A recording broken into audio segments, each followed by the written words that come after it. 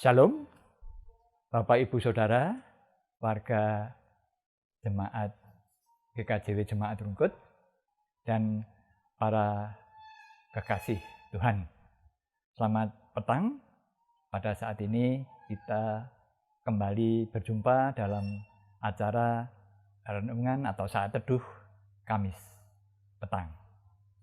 Bapak Ibu Saudara, mari sebelum kita mulai membahas dan menggumuli renungan yang akan saya sampaikan, kita berdoa mohon pimpinan Tuhan untuk ini.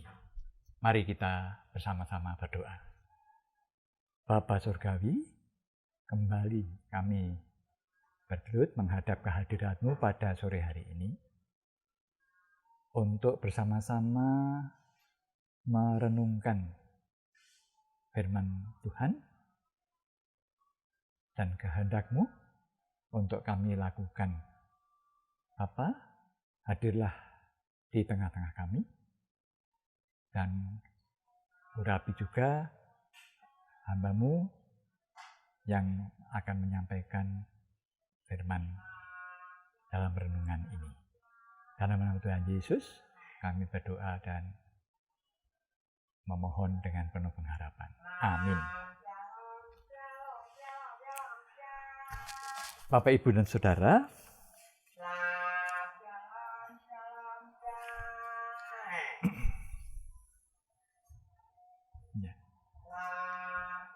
tema pada renungan ini saya ambil sebagai berikut, yaitu menjadi sesama manusia bagi orang yang terdampak pandemi dan bencana lain. Ya, karena dalam bencana pandemi ini juga ada bencana banjir, longsor, dan beberapa ada gempa bumi dan sebagainya yang bersamaan dengan itu. Namun renungan ini diharapkan juga untuk hal-hal atau kejadian-kejadian yang menyangkut orang yang terdampak, tidak hanya pada bencana kali ini. Nah, firman Tuhan yang akan menjadi landasan dari renungan sore hari ini terambil dari Lukas 10 ayat 25 hingga 37 dengan penekanannya nanti pada ayat 29 sampai 35. Nah, yaitu akan saya bacakan untuk Bapak dan Ibu ya. Jadi sekali lagi Lukas 10 ayat 25 sampai 37.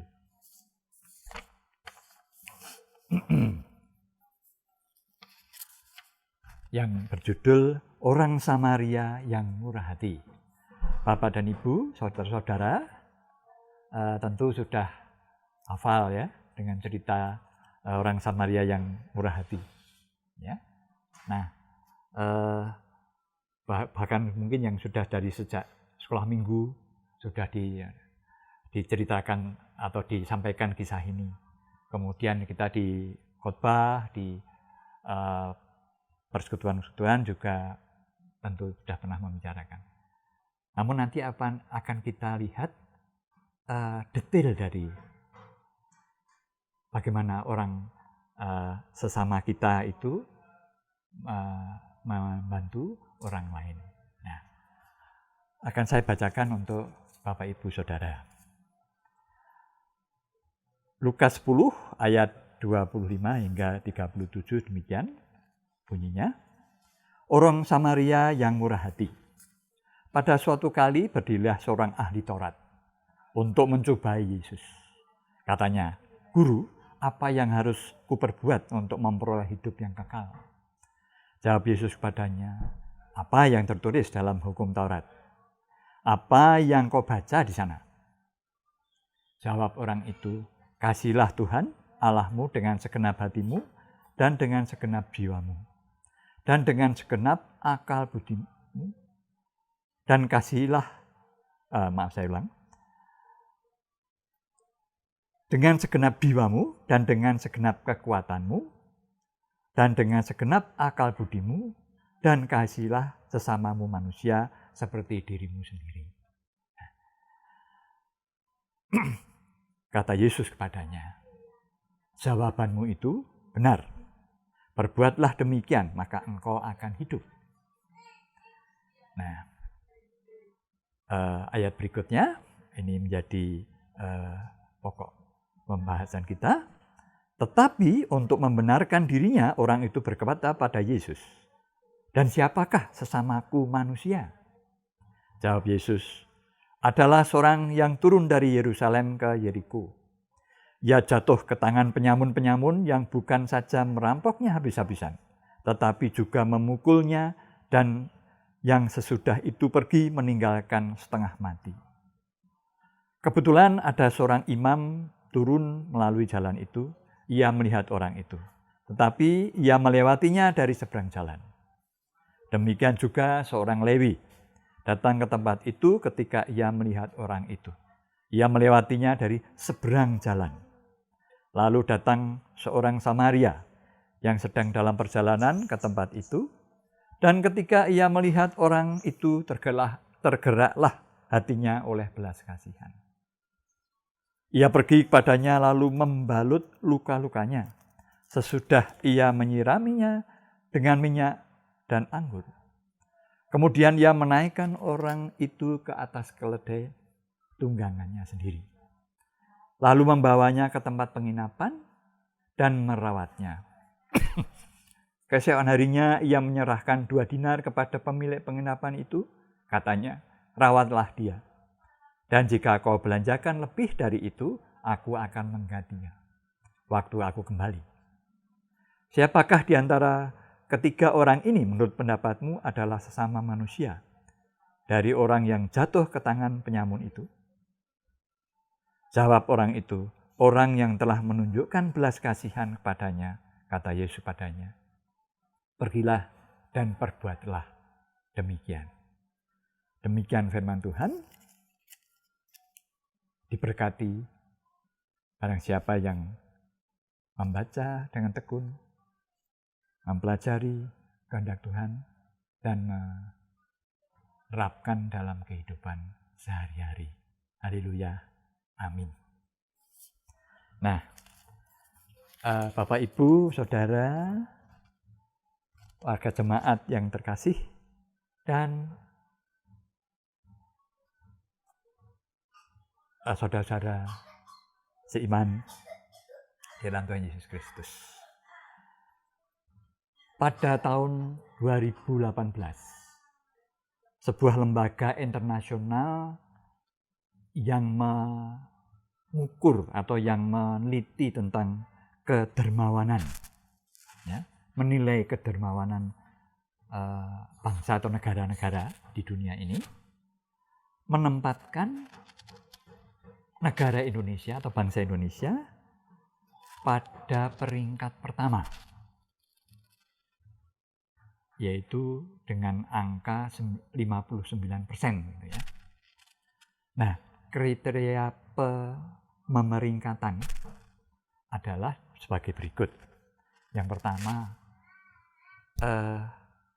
dermawan untuk memberi donasi, ya, memberi donasi. Kemudian kedua, kesediaan menjadi sukarelawan, ya, karena kita juga menjadi sukarelawan, menjadi pasukan perdamaian, gitu, PBB dan sebagainya. Kemudian yang ketiga, menolong orang asing. Nah, Bapak Ibu, memang pada 2019 peringkatnya agak menurun. Peringkat ke-8, ya, 10 besar 8. Terus kemudian nanti 2020 ini mungkin diperkirakan akan naik lagi. Nah, Bapak, Ibu, dan Saudara,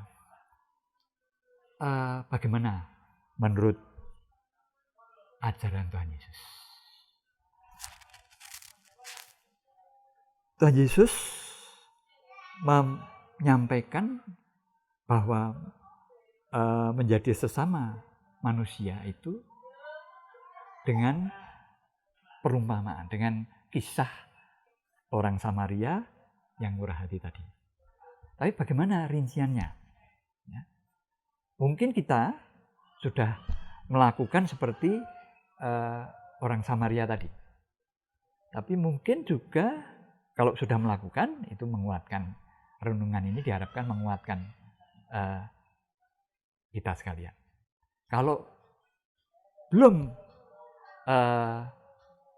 tahu atau belum tepat, ya, itu renungan ini diharapkan menjadi tata laksana menjadi manusia, sesama manusia, ya, bagi sesama kita, ya, yang lebih tepat. Ya. Kita lihat, tergeraklah hatinya oleh belas kasihan. Ya. Jadi untuk menjadi sesama itu kita harus mempunyai modal kepekaan. Ya. Kita melihat imam lewat. Memang pada saat itu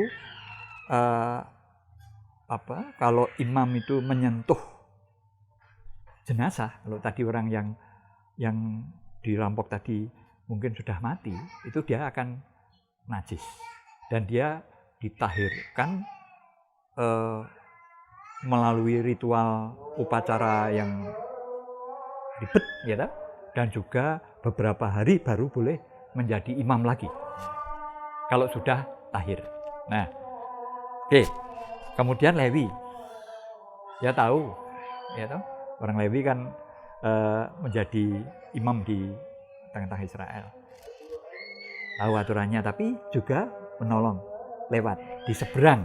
Ya, jadi kalau saya di sini itu yang tadi luka, lalu ini jalan, kemudian lewat sana. Gitu. Jadi sengaja menjauh, tidak hanya cuek, tetapi menjauh. Nah, beda dengan orang Samaria ini. Digambarkan oleh Tuhan Yesus bahwa dia tergeraklah hatinya.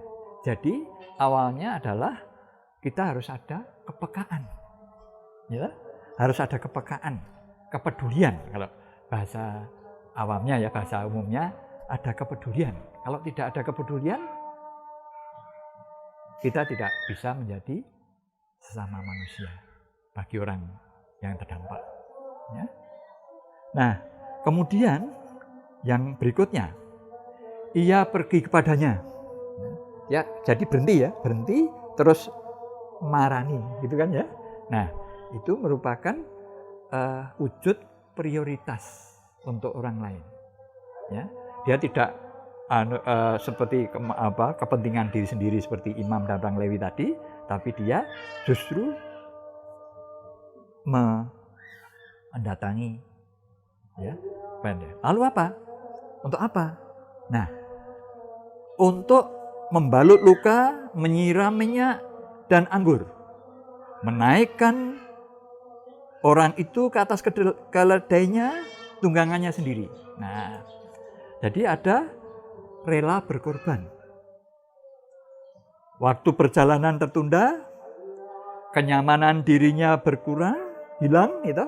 Dia mestinya enak-enak naik keledai, ya, tapi harus jalan, bahkan nuntun keledainya itu, dan kalau di gambar-gambar cerita Alkitab itu dia megangi, jagani orang itu. Nah, kemudian bekal dia korbankan, mestinya untuk dia, ya, anggur untuk dia, terus kemudian peralatan pembalut dan sebagainya, obat itu, ya, anggur untuk mengobati, kemudian itu kan mestinya untuk bekal dia. Nah, dia harus menahan diri untuk nyaman. Nah, berikutnya, rela berkorban, ya. Berikutnya, lalu membawanya ke tempat penginapan dan merawatnya. Menyerahkan kepada pemilik penginapan untuk merawatnya dengan meninggalkan sejumlah dana, disebutkan sini 2 dinar, ya. Bila pengeluaran pemilik penginapan untuk merawat lebih dari 2 dinar, nanti akan diganti. Ya, nah, berarti nak nulung, kalau bahasa Jawanya, ya, nak nulung yo sing tenanan, gitu kan ya. Tanggung jawab menolong dengan serius. Nah, itu. Nah,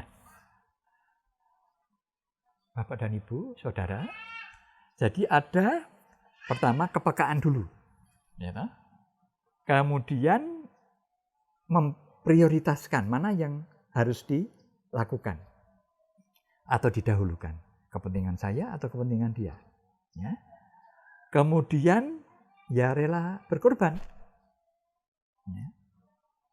Rela berkorban, dan kalau menolong ya tanggung jawab, jangan hanya setengah-setengah atau jangan hanya untuk gengsi atau untuk cari nama, gitu kan ya? Enggak, ya toh? Nah, yang berikutnya kita bisa siap menjadi saluran berkat Tuhan. Ya. Nah, untuk itu, untuk keseriusan, untuk kesungguhan itu kita bisa kita baca bersama-sama ya, dari Kolose 3 ayat 23, ya. Kita baca bersama-sama. Kolose 3 ayat 23. Coba dipesani dulu, ya. Kolose 3 ayat 23.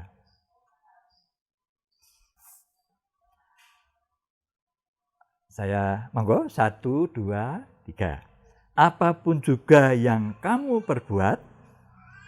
perbuatlah dengan segenap hatimu, seperti untuk Tuhan dan bukan untuk manusia. Ya. Saya bacakan. Sekali lagi, apapun juga yang kamu perbuatlah dengan segenap hatimu, seperti untuk Tuhan dan bukan untuk manusia. Nah, jadi intinya ini lakukanlah dengan benar dan tepat. Atau kalau dalam bahasa Jawanya biasanya orang mengatakan bener lan pener. Ya, bener lan niyo pener. Nah, amin.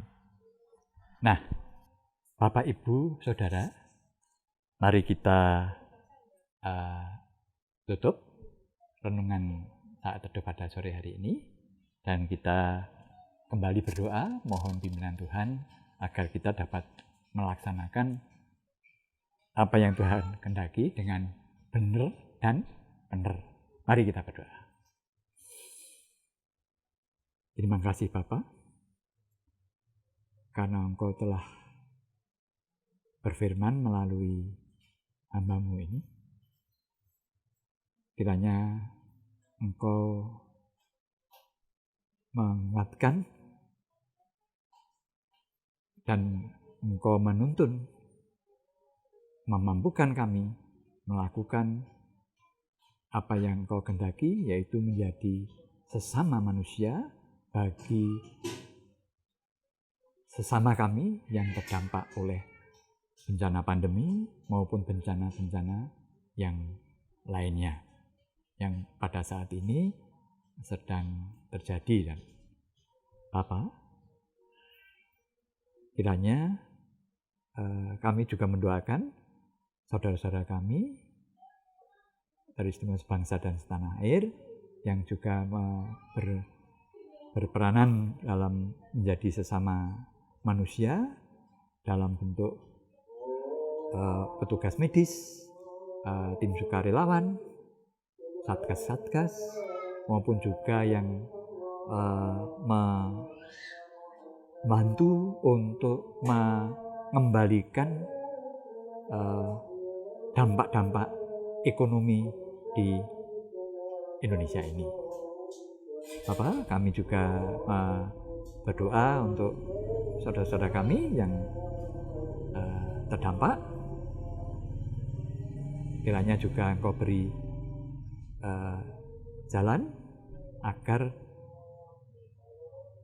mereka disembuhkan, mereka juga dipulihkan ekonominya, dan juga dalam relasi sosial, meskipun harus mematuhi protokol kesehatan. Demikian Bapa, doa kami yang jauh dari sempurna, hanya kami naikkan dalam nama Tuhan Yesus yang mengajar kami berdoa. Bapa kami yang di surga, dikuduskanlah namamu, datanglah kerajaan-Mu, jadilah kehendak-Mu di bumi seperti di surga. Berilah kami pada hari ini makanan kami yang secukupnya. Ampunilah kami akan kesalahan kami, seperti kami juga mengampuni orang yang bersalah kepada kami. Dan janganlah membawa kami dalam pencobaan, tetapi lepaskanlah kami dari yang jahat. Karena Engkau yang punya kerajaan, kemuliaan, kuasa, kemuliaan sampai selama-lamanya. Amin.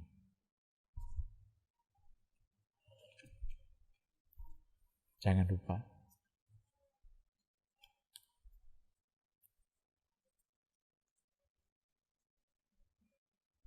Shalom.